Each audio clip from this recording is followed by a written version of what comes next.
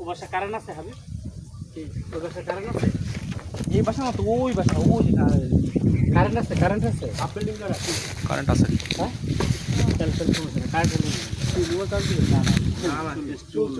তাহলে এক কাজ করেন, আপনি আমার একটু হালকা দিয়ে দেন, এবারে নিয়ে চলে যান।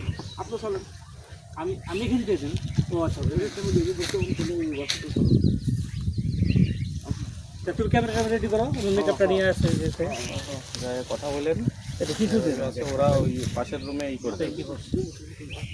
তো তুমি চলো সাথে গেলে হচ্ছে।